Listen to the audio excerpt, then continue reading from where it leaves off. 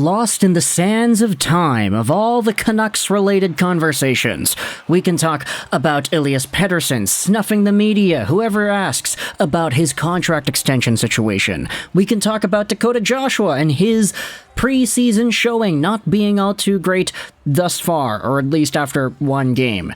Maybe it's changed a little bit as time has gone on, maybe it hasn't, but we can talk a lot about what's going on with this current team, but I also wanted to talk today about a guy that was on this team last year. You know him, you love him, he was a fan favorite, a league favorite name. Bruce, there it is, himself, Bruce Boudreau, made an appearance earlier this week on Rob Simpson's show. This is, what is it called? Simmer and Gabby? That's what it is. He's got a new show, a podcast. He also writes articles on Vancouver Hockey Insider, Rob Simpson does. And earlier this week on the 26th, they had themselves the former Vancouver Canucks coach Bruce Boudreau on as a guest. I'm going to leave a link in the description to, firstly, the audio podcast, which is on YouTube. You can go ahead and watch that. It's a good watch. And I'll also leave a link in the description to the article that Rob Simpson wrote about this interview, following up on the comments and, just putting everything in writing. So it's easier to screenshot, easier to put it on the screen, and go over some of the things that Bruce Boudreau says about this current Vancouver Canucks team.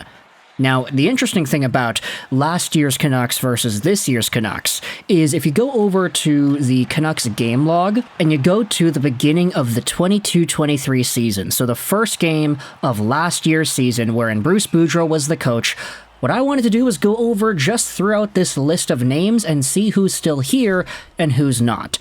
Nils Åman still here, Brock Besser still here, Burrows, OEL, not here.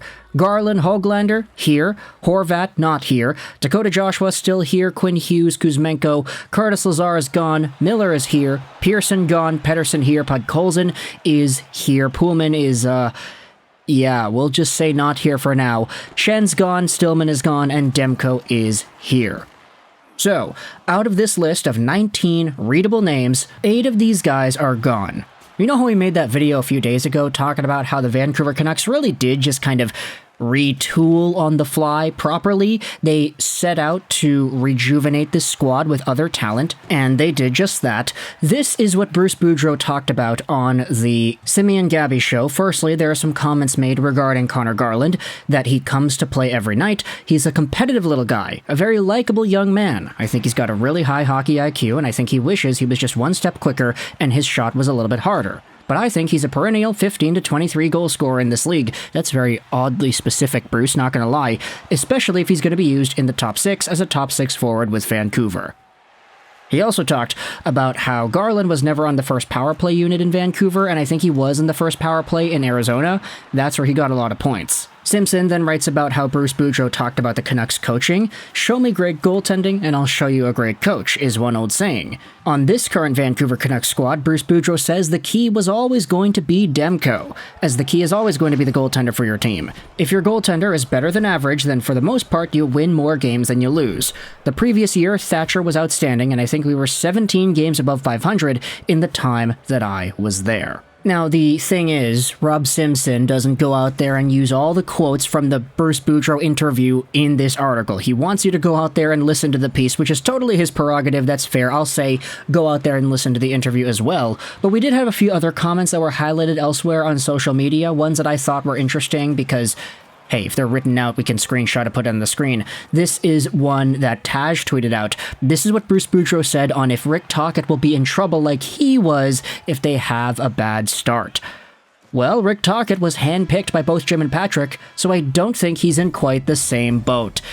And there are some laughing emojis there, which are very explainable because last year when Bruce Boudreau was brought on board as the head coach of the Vancouver Canucks, he was not necessarily the guy that Patrik Allvin and Jim Rutherford wanted. He was brought on to replace Travis Green, who was fired the same day that Benning was fired. Boudreau was an immediate hire, and one that wasn't necessarily the first choice for the ensuing hires to be, President Rutherford and GM Patrik Allvin. We had this entire controversy last year in the summer as to whether or not Rutherford and Allvin would kick out Boudreau, bring in their own coach that they preferred themselves. there was an entire drama surrounding it, and the fact that Boudreau even started out the season with Vancouver in and of itself was a pretty big surprise. We didn't think this was going to happen.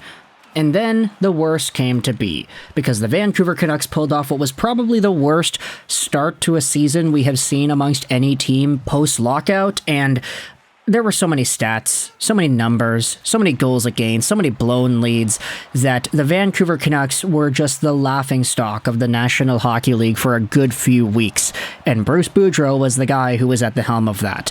The Canucks then left him in this seat for way too long. They didn't fire him when they knew there was going to be a firing. Everybody knew that Boudreau was on his way out weeks before he was actually fired. They treated him horribly because Aquilini didn't want to pay another coach right away, but then they fired Boudreau, hired Tocchet, and things changed.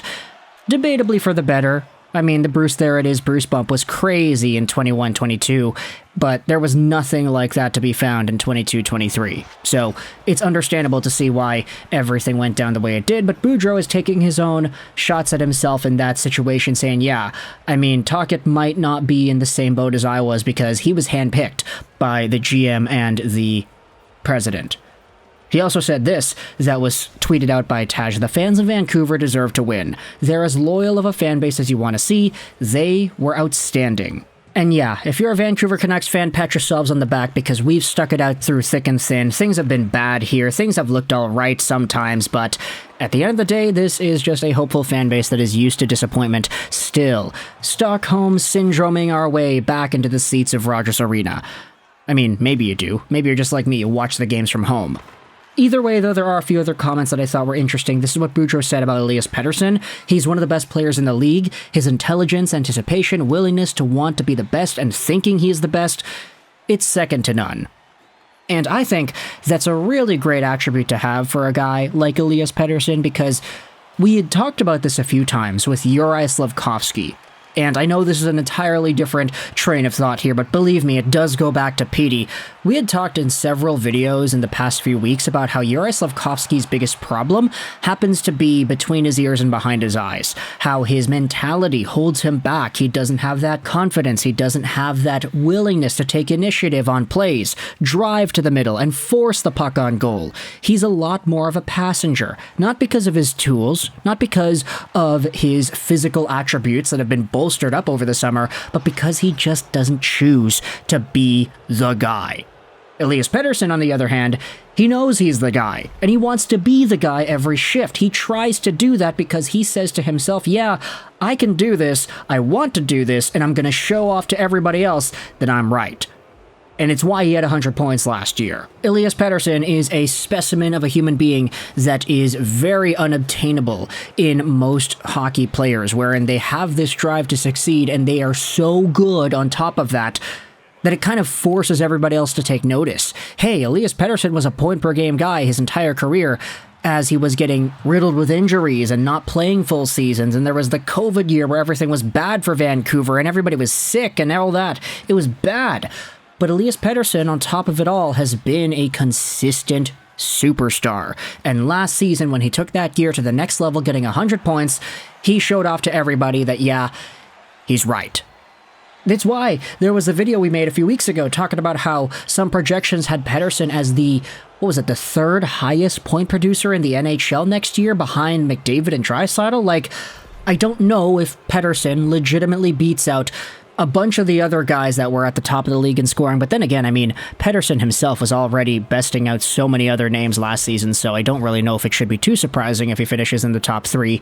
I mean, whatever, it could happen, right? You just hope that the rest of the Canucks pulls their weight and Petey wants to stick around afterwards. But either way, that is what Bruce Boudreau said about Pettersson. Let me know your thoughts in the comment section below about this entire interview. It's about half an hour long, and there are a lot of interesting things that Boudreau talks about. Of course, these are just the quotes that I thought were interesting to read about. Funny poking humor at himself and his situation, talking about Petey, talking about the other players on the team. But at the end of the day, there are some more comments made, so link in the description to the audio if you want to listen to that yourself. Let me know your thoughts in the comment section below, though. What are your thoughts about how Boudreau talked about the Canucks? What are your thoughts about what he had to say? Your thoughts on his Pettersson comments, his coaching situation comments, as well as the comments on Connor Garland. I hope you enjoyed this video. And bye.